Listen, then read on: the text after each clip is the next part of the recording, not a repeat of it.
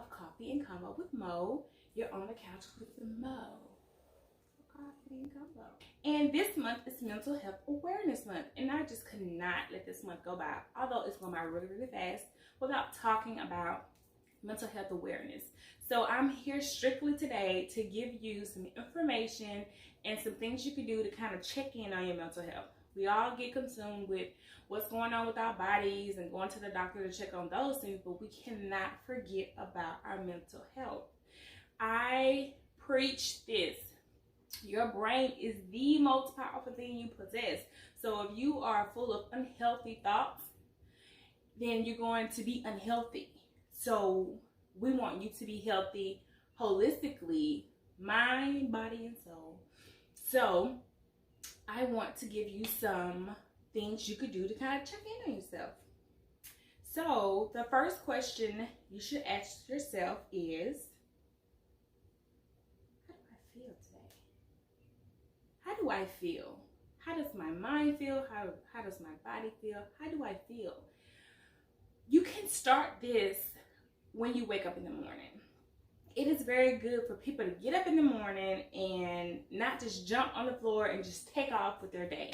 That is counterproductive to the mind and the body. It is very healthy for you to just pause and sit up on the side of the bed, or you can just lay in the bed, whatever's most comfortable for you, and just kind of center yourself and say how you feel. Breathe. Just be aware, be present. Notice how your feet feel. Notice how your hands feel. Notice if you have a headache. Notice if you're sweating or you're hot. Just be present with yourself at that moment. Take a deep breath. Process what's happening right now. And then pray or meditate, whatever things that you do to get your day started, do those things. Then go and scurry about your day. It just kind of helps you collect yourself. I have found, and a lot of my clients have found, once they start doing it in the morning, it sets the tone for the rest of their day. We all know how it is when we wake up late and we're just running, and everything from that moment to the end of the day has been chaos for the most part. So if you have the ability to control the flow of the rest of your day, why not?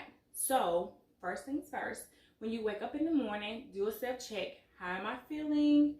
Why am I feeling this way? And even if you don't know, just recognize what it is, and then you can proceed on to the next step. The second thing you could do to kind of check in with what's going on is ask yourself, what consumes most of my thoughts and my time?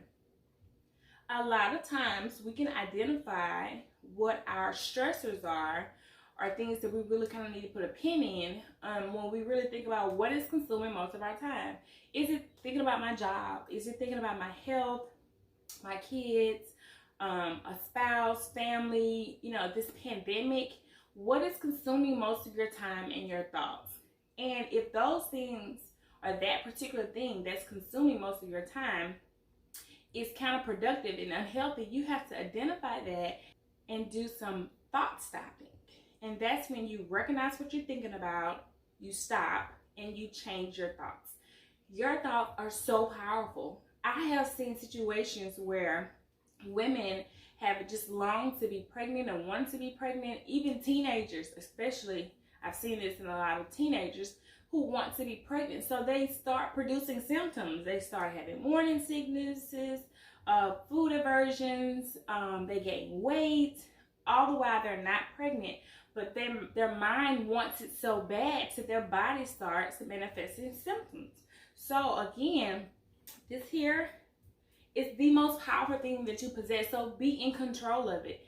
Being in control of it is hard, but it's doable with practice and time.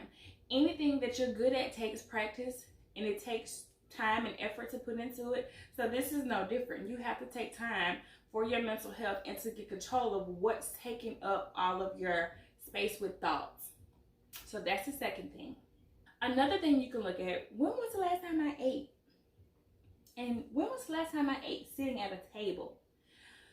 This is a good good one, because a lot of times we get so busy and consumed with our day, we forget to eat. And then when we eat, it's like junk and it's like snacks, and we're eating in the car, we're eating at our desk, we're eating on the move. So mealtime should be a relaxing time, not a stressful time, not I gotta get it done time. It's a time for you to really just unwind, eat your food, enjoy the taste, all the savoriness of your food, let it digest, let it marinate. You can't do that in the car. You can't do that at your desk.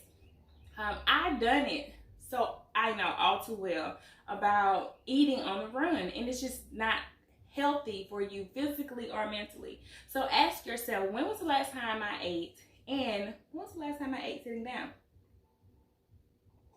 The fourth thing you can do, you can ask yourself, how do I feel about myself? It's a very good question. Not everyone can just spit out the answer to that question, because you don't think about yourself a lot. Most time you're concerned with surviving, getting from one day to the next, getting from 8 o'clock to 5 o'clock, getting from point A to point B, and you're not thinking about how you're feeling or when you do it or how you get there. You're just trying to get there. So when was the last time you sat down and really had an assessment about how you felt about yourself? Do you love yourself? Do you feel like you're not worthy? Do you feel unappreciated? Do you feel bored? Are you anxious? Are you happy with how you look?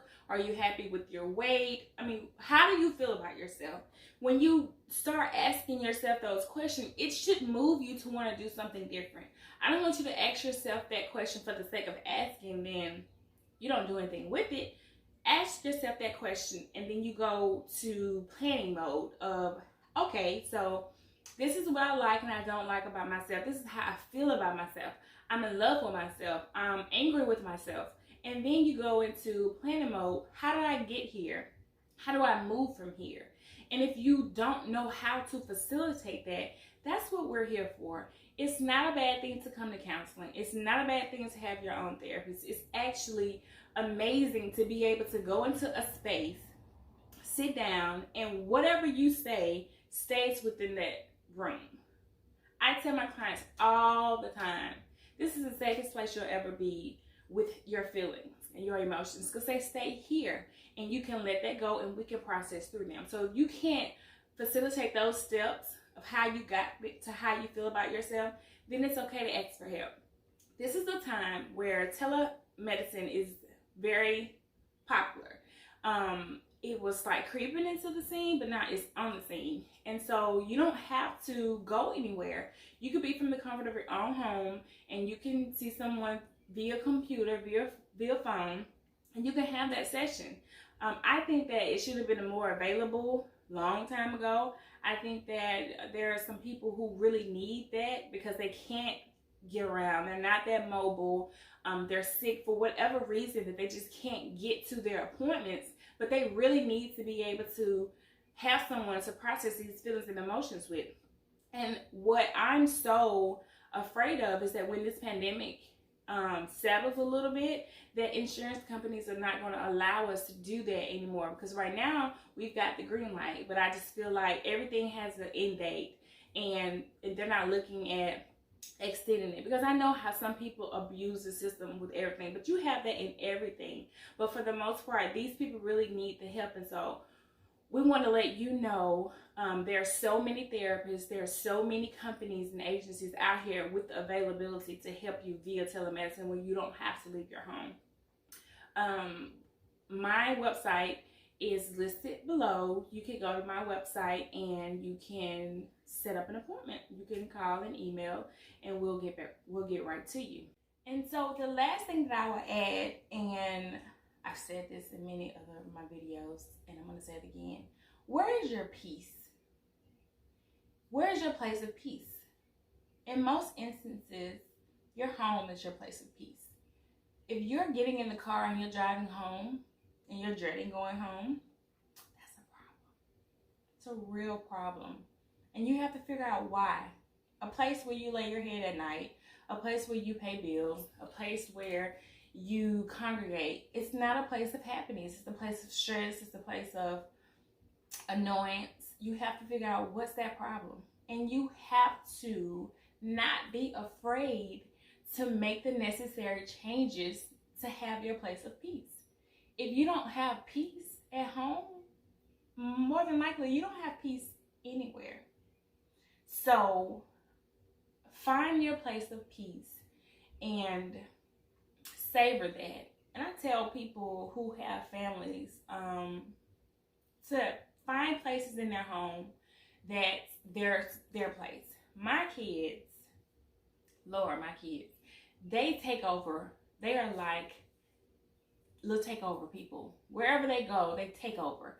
And so here at our home, Madison McKenzie, they don't get to take over. They have almost every room in this house.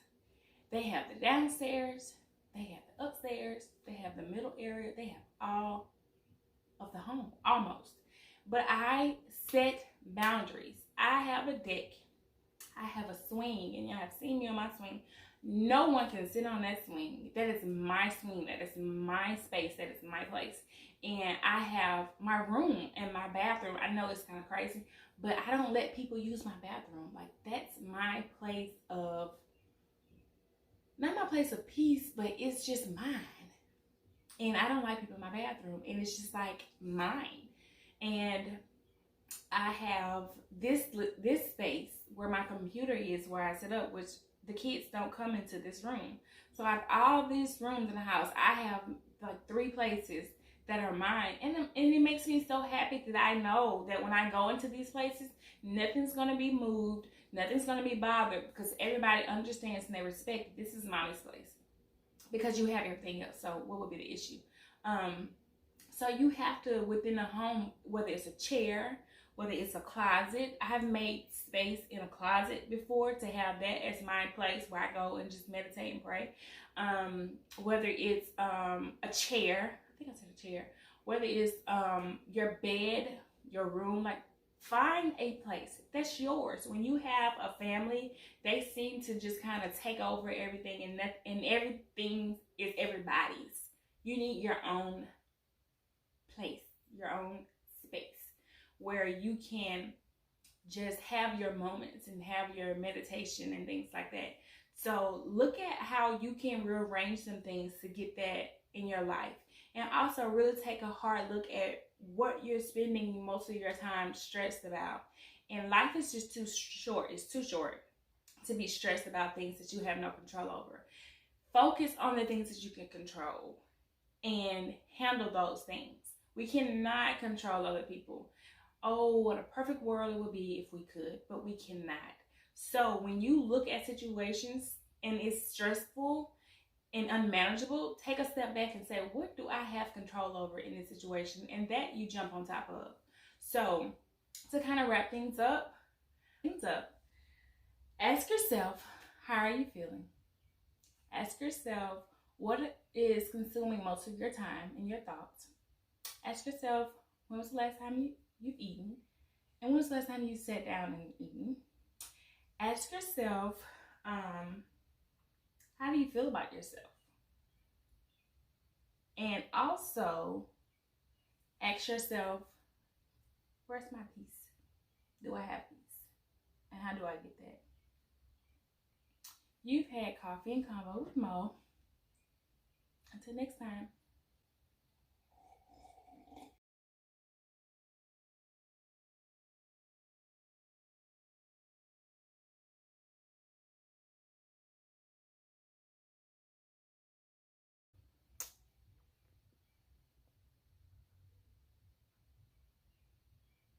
God has me.